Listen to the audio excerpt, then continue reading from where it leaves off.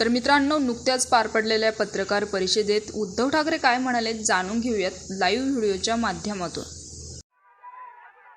ही एकदम क्षुल्लक गोष्ट आहे। नाही, हे पण एकदम क्षुल्लक आहे। हा लढा आता जे सरकार आपल्याला रोजीरोटी देऊ शकत नाही, रोजगार देत नाही, शिक्षण देत नाही, उत्तर देत नाही, हे सरकार बदलण्याचा हा लढा आता सुरू झाला पाहिजे। आम्हाला धर्मेंद्र प्रधान नकोय, आता हे सरकार नकोय। आणि मी नेतृत्व करायला आलेलो नाही, तुम्ही सर्वांनी आता नेते व्हा सांगण्यासाठी आलेलो आहे। फक्त मला एक तुमच्याकडनं वचन पाहिजे, ही आज दिसते ती जाग आहे, आज दिसणारी आग आहे, हे सरकार बदलेपर्यंत टिकणार की नाही टिकणार? म्हणजे ही आग टिकली पाहिजे, सरकार टिकता कामा नये। या आगीमध्ये सरकार जाळून भस्म झालं पाहिजे, तर या उठावाला अर्थ आहे। आणि हा लढा एकट्या सोनम वांगचुक यांचा नाहीये। हे सरकार केवळ चंदा चोरी, वोट चोरी, अरे तुमचं भविष्य चोरलंय त्यांनी, तुमचं भवितव्य, या देशाचं भवितव्य चोरलंय। काय दिलंय का या सरकारने तुम्हाला? आज मी येताना बातम्या बघत होतो, दिल्लीमध्ये जंतर मंतरच्या इकडे युद्धाची तयारी जणू काही सुरू झालेली आहे। सैन्य आणतायत, फौजा आणतील, कदाचित अणुबॉम्ब सुद्धा आणतील। पण या सरकारला माहिती नाहीये, या देशामधला हा जो तरुणाईचा अणुबॉम्ब आहे तुमच्या बुडाखाली आधीच लागलेला आहे।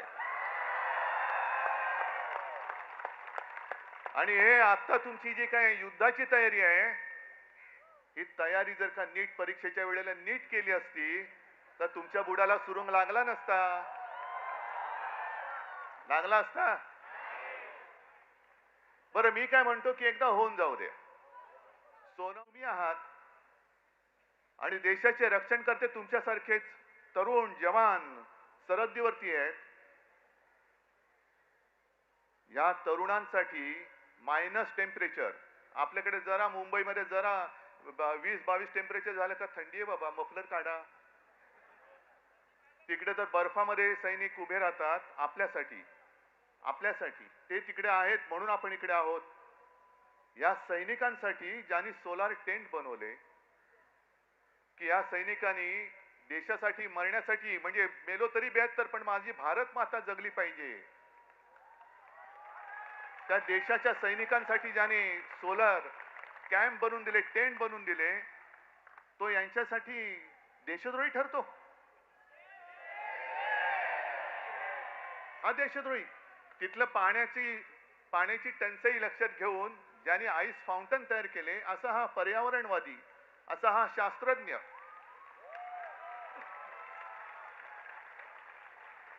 देशद्रोही। मग नेमकं देशप्रेम आहे तरी कुठे? देशप्रेम कोण आहे, कुठे? यांचं देशप्रेम नाही, अदानीचे सगळे प्रेमी, यांचे सगळे उद्योगपतींचे प्रेमी आहेत। पण काल काही गोष्टी तुम्हाला कळल्या पाहिजेत। काल मी नागपूरला गेलो होतो मंदिर लुटीच्या विरुद्ध सगळ्यांना जागा करायला, आणि नागपूरमध्ये गेल्यानंतर साहजिकच आहे, कोणाचं केंद्र आहे तिकडे? रासव संघ। म्हणजे बघा गंमत कशी आहे की याच संघाने या कालच्या मे महिन्यामध्ये एक स्टेटमेंट दिले त्यांच्या त्या होसबळेने, की पाकिस्तान बरोबर चर्चा केली पाहिजे। पाकिस्तान बरोबर, जो पाकिस्तान आपल्या देशात आतंकवादी घुसवतोय,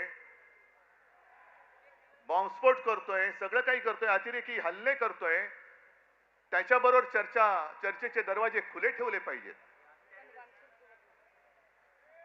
आणि मोहन भागवतना विचारले तर मोहन भागवत म्हणतात की होय बरोबर आहे, हम हिटलर जैसे नहीं है।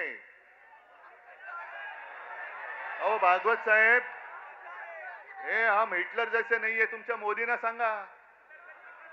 आणि पाकिस्तान बरोबर चर्चेची तयारी आहे, मग वांगचुक बरोबर का नाही करत?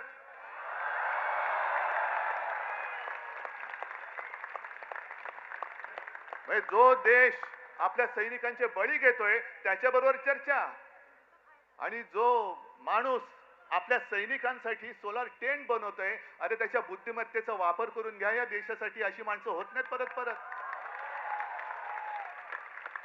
होत नाहीत. मग ही सगळं हे जे काय बघतोय ना आज, सगळे तिकडे पोलीस फाटा वगैरे आणतायत, कोणासाठी आणताय? अरे एवढे घुसवा ना तर पाक व्याप्त काश्मीरमध्ये का नाही घुसवत तुम्ही? माझ्या नौजवान सगळ्या तरुण आणि या तरुणाई विरुद्ध तुम्ही आणखीन जे देशाच्या रक्षणासाठी सैन्यात जमा झालेले ते भरती झालेले तरुण वापरणार, म्हणजे तरुणांनाच तरुणाच्या विरुद्ध उभे करणार, आणि तुम्ही काय तिकडे जिलब्या पडत बसणार तर ढोकळा खात बसणार?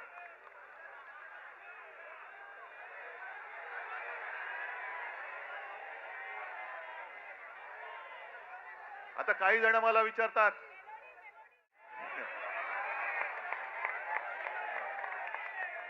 नहीं मेलोडी खाओ खुद जान जाओ,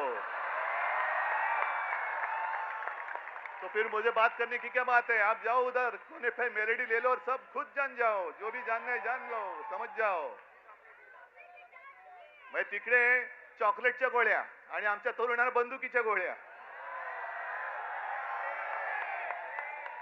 नाही हे सरकार, म्हणून मी म्हंटल ना, आहोत ना आम्ही हिंदुत्ववादी आहोतच, पण कट्टर देशाभिमानी हिंदू आहोत. धर्माच्या आधारावरती केवळ शेंडी जानवाचं हिंदुत्ववाले आम्ही हिंदू नाही आहोत.